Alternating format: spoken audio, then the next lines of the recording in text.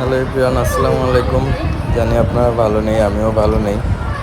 সবাই সবার জায়গা থেকে আসলে আমরা চেষ্টা করতেছি এই স্বৈরাচারের হাত থেকে রক্ষা পাওয়ার জন্য। আমি আমার জায়গা থেকে চেষ্টা করে আজকে আমি আমার বউ বাচ্চা নিয়ে আমি ছোটোখাটো একটা আন্দোলনে জয়েন করলাম। এটা হচ্ছে আমাদের এলাকায় মহানগর প্রজেক্টে। তো মহানগর প্রজেক্টে হচ্ছে পুরা এলাকা জুইরা হচ্ছে গিয়ে স্বৈরাচারের বিরুদ্ধে লেখালেখি, ছোট ছোট বাচ্চারা লেখালেখি করতেছে যাতে আমরা এই অত্যাচার অন্যায়ের হাত থেকে বাঁচি। আমার ভাইদের উপর কেন এরকম অন্যায় করা হয়েছে, আমাদের ভাইদেরকে কেন মারা হয়েছে, তাদের বিচার চাওয়ার দাবি ছিল এতদিন, যেহেতু তাদের বিচার করে নাই। এখন আমাদের দাবি হচ্ছে গিয়ে এক দফা এক দাবি। তো এক দফার দাবিতে পুরো বাংলাদেশ এখন একসাথে জড়িত হয়েছে। যে আমার বাচ্চাও ছোট বাচ্চা, এখনও 2 বছর হয় না, আমি ওকে নিয়ে আন্দোলনে গেছি।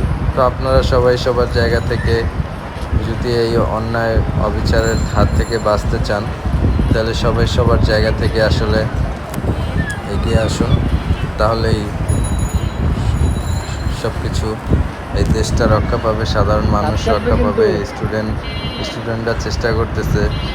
তো এখন আমরা যদি সবাই চেষ্টা করি সবার জায়গা থেকে, তাহলেই এই অন্যায়ের হাত থেকে আমরা মুক্তি পাব।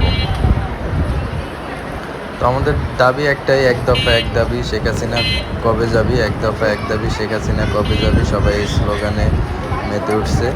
পুরো বাংলাদেশ এখন উত্তাল। আমাদের একটাই দাবি, এক দফা এক দাবি, শেখ হাসিনা পদত্যাগ করবি। তো সবাই এই লক্ষ্যে আগাচ্ছে। তো পুরো বাংলাদেশ আজকে উত্তাল। তো আশা করি 2-1 দিনের ভিতরেই মনে হয় যে আমাদের পুরো বাংলাদেশ আবার দ্বিতীয়বারের মতো স্বাধীন হবে, ইনশাআল্লাহ।